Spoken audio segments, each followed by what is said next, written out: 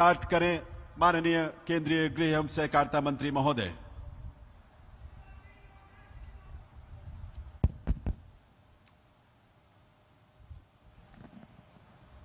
मेरे साथ बोलिए, भारत माता की। क्यों भाई, हरियाणा वालों की आवाज को क्या हो गया है? हरियाणा का ही आवाज ऐसी नहीं होनी चाहिए। मेरे साथ दोनों हाथ उठाकर हरियाणा को अपराध मुक्त हरियाणा बनाने के संकल्प की मुट्ठी भींचकर प्रचंड आवाज से बोलिए, भारत माता की। मंच पर उपस्थित हरियाणा के लोकप्रिय मुख्यमंत्री श्रीमान नायब सिंह सैनी जी, हरियाणा के वरिष्ठ मंत्री श्री अनिल विज जी, कृष्णलाल पंवार जी, श्याम सिंह जी, महिपाल ढांढा जी, रणबीर सिंह गंगवा जी, बहन आरती राव जी, कृष्ण कुमार बेदी जी, अरविंद शर्मा जी, गौरव गौतम जी, हमारे प्रदेश अध्यक्ष श्री मोहनलाल बडोली जी, हमारे सांसद नवीन जिंदल जी, सुभाष बराला जी, कार्तिकेय शर्मा जी, बहन रेखा शर्मा जी, भारत सरकार के गृह सचिव श्रीमान गोविंद मोहन जी, हरियाणा की अधिक मुख्य सचिव गृह और हरियाणा के डीजीपी शत्रुजीत सिंह जी, और आज इस कार्यक्रम में आए हुए प्यारे भाइयों बहनों,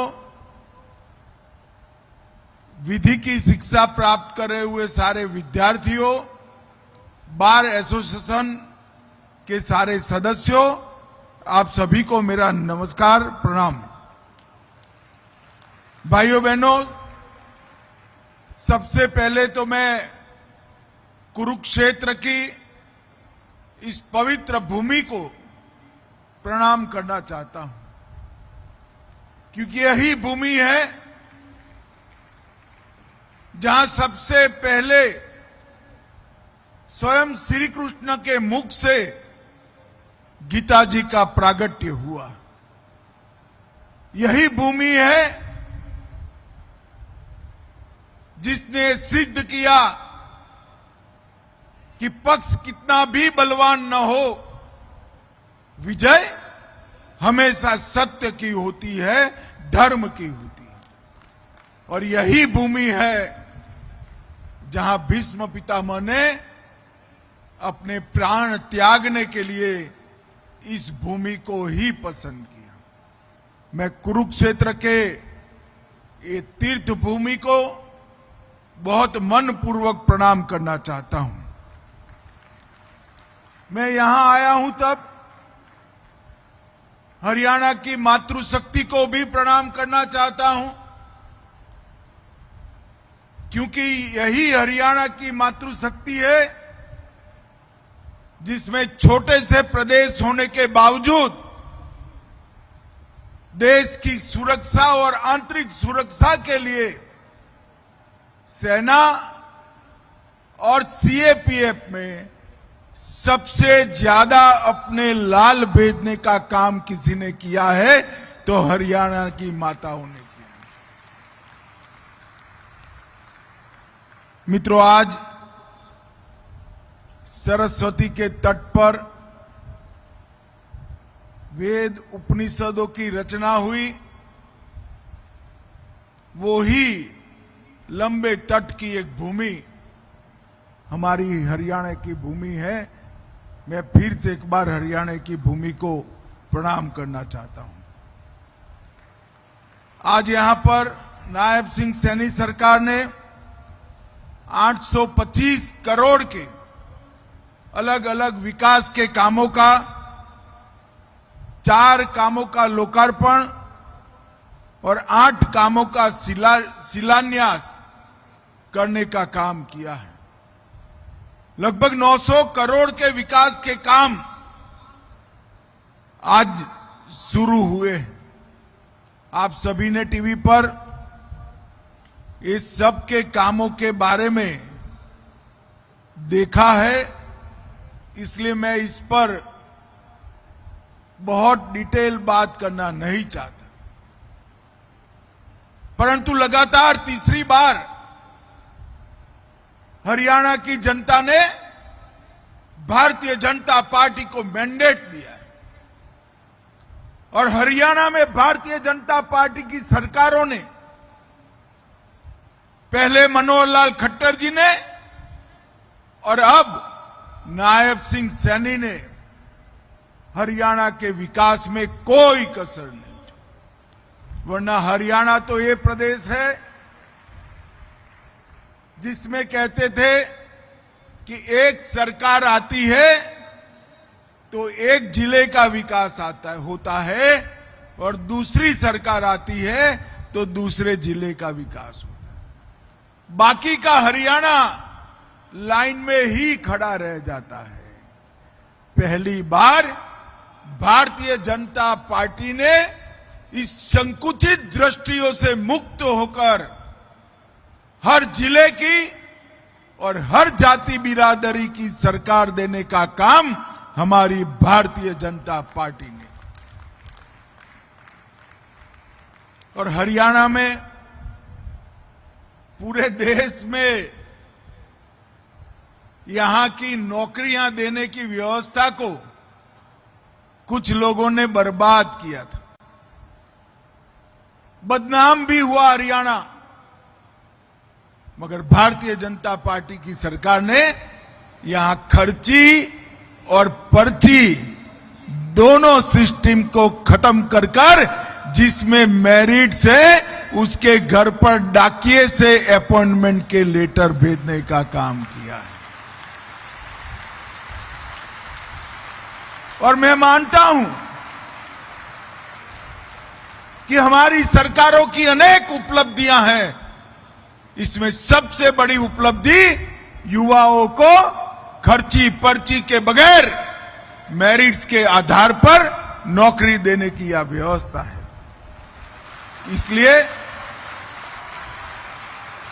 मैं पूरे हरियाणा की जनता की ओर से भाई नायब सिंह सैनी को बहुत बहुत बधाई और साधुवाद देना चाहता हूं। मित्रों, आज यहां पर एक विशाल प्रदर्शनी लगाई गई। ये प्रदर्शनी अंग्रेजों के बनाए हुए 1860 के 3 कानूनों को समाप्त कर 3 नए आपराधिक कानून जो संसद में पारित हुए, इसकी जानकारी और समझ देने की प्रदर्शनी। और मैं आज पूरे हरियाणा की जनता को कहना चाहता हूं और जितने भी एडवोकेट हैं और जो एडवोकेट बनने के लिए पढ़ाई लिखाई कर रहे हैं, ये सभी को तो मैं बहुत आग्रह से कहना चाहता हूं कि प्रदर्शनी को एक बार जरूर दिखे। हमारी जनता के मन में एक छवि बनी है कि थाने में जाएंगे तो कई सालों तक न्याय नहीं मिलने वाला है। मगर मैं विश्वास से कहता हूं कि 2026 के बाद जो भी एफआईआर रजिस्टर्ड होगी उसका एवरेज 3 साल में पूरा निपटान समाप्त हो जाएगा और न्याय सुनिश्चित हो जाएगा। पहले जो कानून थे वो अंग्रेजों ने बनाए थे और कानून बनाने का उद्देश्य उनकी शासन व्यवस्था को बरकरार, कानून बनाने का उद्देश्य भारत की जनता के कल्याण का नहीं था। 15 अगस्त 2047 से हमें आजादी तो मिल गई, मगर 1860 में ब्रिटिशर द्वारा ब्रिटिश पार्लियामेंट में बनाए हुए कानूनों से मुक्ति नहीं मिली। 1/7/2024 से ये तीनों अंग्रेजों ने बनाए हुए कानून समाप्त कर भारतीय न्याय संहिता के युग का उदय किया गया है। और इसके आधार पर दंड की जगह न्याय, और हमारे संविधान ने जो अधिकार दिया है देश के गरीब से गरीब नागरिक को अपना सामान संभाल कर रखे, अपनी संपत्ति की सुरक्षा रखे और अपने शरीर की भी सुरक्षा बनाए रखे। ये तीनों अधिकारों के सुनिश्चित समय में इंप्लीमेंटेशन के लिए ये तीनों कानून आज कई समय से यहां लागू। और मित्रों, मैं परिणाम बताना चाहता हूं। कई सारे लोगों के मन में सवाल आएंगे कि परिणाम क्या आया। आप प्रदर्शनी देखोगे तो मालूम पड़ेगा कि हत्या के अपराधी को 112 दिन के अंदर सजा सुनाकर जेल की सलाखों के पीछे डालने का काम हो चुका है। जिनको कभी जमानत नहीं मिलती थी, बॉन्ड नहीं भर पाते थे, ऐसे सभी अपराधी सालों के सालों सजा होए बगैर जेल में रहते थे, उनको 1/3 सजा समाप्त होने के बाद पुलिस स्वयं छोड़ने के लिए अपील लगाकर छोड़ देती है। और कई सारी चीजें ऐसी है जो मैं बाद में बताऊंगा, मगर मैंने अभी अभी डीजीपी साहब को पूछा, पहले आपका सजा कराने का दर, दोषसिद्धि का दर क्या था? तो उन्होंने कहा अंदाजन 40%। मतलब 100 लोगों पर अपराध रजिस्टर होता था तो सिर्फ 40 को सजा होती थी, क्योंकि वैज्ञानिक साक्ष्य नहीं होते थे। और अभी एक कानून बनने के बाद जितने भी जजमेंट आए हैं, इसमें दोषसिद्धि का दर 80% से ज्यादा हुआ है, लगभग डबल हुआ है। मैंने जब पार्लियामेंट में भाषण किया तब विपक्ष के सांसद कहते थे कि अमित भाई आप बोल रहे हो मगर ये हो नहीं पाएगा। 75% से ज्यादा दोषसिद्धि का दर। मैं आज हरियाणा सरकार को बधाई देना चाहता हूं। मैंने तो 75 कहा था, आपने तो 80 तक पहुंचा देने का काम किया है। और इसका कारण है, इसमें कई सारी हम अलग अलग प्रकार के प्रावधान लेकर आए हैं। मित्रों, नरेंद्र मोदी जी ने कहा citizen first, dignity first, justice first.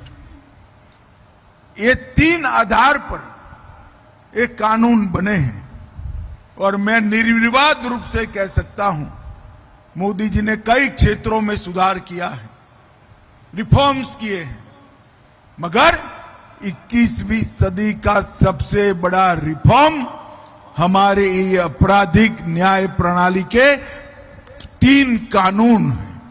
और डंडे की जगह आज हमारी पुलिस डाटा पर काम कर रही है और 3rd डिग्री की जगह साइंटिफिक एविडेंस के आधार पर कर। ये कानूनों के माध्यम से पुलिस, जेल, न्यायपालिका, अभियोजन और फॉरेंसिक, ये 5 स्तंभों को ऑनलाइन जोड़ दिया है। इसके अंदर महिला और बच्चों के लिए अलग चैप्टर की व्यवस्था की है। EFIR और 0 FIR से आज बहन बेटियों को अपमानित स्थिति में जाकर थाने पर FIR नहीं करनी पड़ती है। सभी जब्ती की वीडियोग्राफी अनिवार्य कर दी गई है और इसकी चेन ऑफ कस्टडी भी सुनिश्चित कर रही है। 7 साल से ज्यादा जिसमें अपराध है वो सभी केसों में फॉरेंसिक जांच को, FSL जांच को अनिवार्य करने का काम कर दिया है और इसके माध्यम से ये जो 80% से ज्यादा दोष सिद्धि का दर आया है ना, वो इसी के कारण आया है। हमने कई नई चीजें जोड़ी हैं, आतंकवाद, मॉब लिंचिंग, संगठित अपराध, डिजिटल अपराध और समय सीमा का निर्धारण भी अलग अलग जगह पे पुलिस, प्रोसिक्यूशन और न्यायालय तीनों को लिया है। और सबसे बड़ी बात है, देश छोड़कर भागे हुए अपराधियों के लिए ट्रायल इन एब्सेंशिया का प्रोविजन किया है। ये जो देश छोड़कर भागे हैं ना, अब नए कानून में इनको भले विदेश में हो, उनकी अनुपस्थिति में इनकी ट्रायल चलेगी और सजा करने का प्रावधान हमने नया कानून के अंदर किया है। और मुझे पूरा विश्वास है कि तारीख पर तारीख के जो जुमले बने थे वो अब कोई बना भी नहीं पाएगा, कोई बोल भी नहीं पाएगा और 3 साल में न्याय मिलना हम सुनिश्चित कर देंगे। मित्रों, 1 वर्ष पूर्ण हुआ है। मैं बताना चाहता हूं कि 3 नए अपराधों में, आपराधिक कानूनों के माध्यम से 60 दिन में लगभग 53% FIR की चार्जशीट हुई है और 90 दिन में 65% अपराध की चार्जशीट हुई है और हरियाणा में 71% चार्जशीट चालान 60 दिनों के अंदर हो चुका है और जिसके लिए 90 दिन का समय था उसमें से 83%, 83% 90 दिन में हो गया है। और ये बताता है कि शुरुआती सफलता बहुत अच्छी मिली है। भारत सरकार के गृह मंत्रालय ने एक सघन प्रशिक्षण कार्यक्रम चलाया। 14,80,000 पुलिस कर्मचारियों को ट्रेन किया। 42,000 जेल के अधिकारी ट्रेन हुए। कोर्ट से जुड़े न्यायिक अधिकारी 19,000 की ट्रेनिंग थी और लोक अभियोजन के लिए 11,000 लोगों की ट्रेनिंग करी। कई सारी एप्स बनाई गई हैं, वीडियोग्राफी की व्यवस्था बन रही है और कुछ समय में तो इसके 100% इंप्लीमेंटेशन होने के बाद हम ये 65% को निश्चित रूप से बहुत आगे तक ले जाएंगे। मित्रों, आज मैं हरियाणा की जनता को मोदी जी की 2 बातें भी याद करना चाहता हूं। एक तो मोदी जी ने दीपावली के पहले ही GST में ढेर सारे बदलाव कर 395 चीजों में GST के दर कम करने का काम। दीपावली के पहले हमारी माताओं बहनों के लिए ये बहुत बड़ा तोहफा है और इसके कारण नवरात्रि के पहले दिन ही बड़ी ढेर सारी खरीदी में वृद्धि दर्ज की गई। परंतु इसके साथ साथ उन्होंने दूसरा भी विषय कहा है कि भारत के हर घर ने, हर उपभोक्ता ने ये तय करना है कि हमारी रोजिंदा उपयोग की चीजें और सारी चीजें हम स्वदेशी ही खरीदेंगे। मित्रों, स्वदेशी का मंत्र महात्मा गांधी ने आजादी के आंदोलन में दिया था और उसके माध्यम से देश को बाजार समझने वाले अंग्रेजों को कड़ी चेतावनी भी दी थी और जवाब भी दिया था। और स्वदेशी की भावना ने पूरे देश में स्वराज की भूख को जागरूक किया और देश को आजादी मिली। और आज हमारे प्रधानमंत्री नरेंद्र मोदी जी स्वदेशी का जो नारा दिया है वो 2047 में महान भारत की रचना कर कर ही दम लेगा, उसका मुझे भरोसा है। हम 140 करोड़ के हिंदुस्तानी अगर हर चीज हमारे देश में बनी हुई खरीदे तो ये दुनिया का सबसे बड़ा बाजार बन जाएगा और हमारी अर्थव्यवस्था देखते देखते देखते आगे बढ़ेगी। मोदी जी ने अर्थव्यवस्था को 11वें नंबर से चौथे नंबर पर लाया है, मगर हरियाणा वालों चौथा नंबर ठीक है क्या? अरे जोर से बोलो, चौथा नंबर ठीक है? ठीक है। 2047 में हरेक क्षेत्र में भारत संसार में सबसे पहले नंबर पर होना चाहिए, ऐसे भारत की रचना।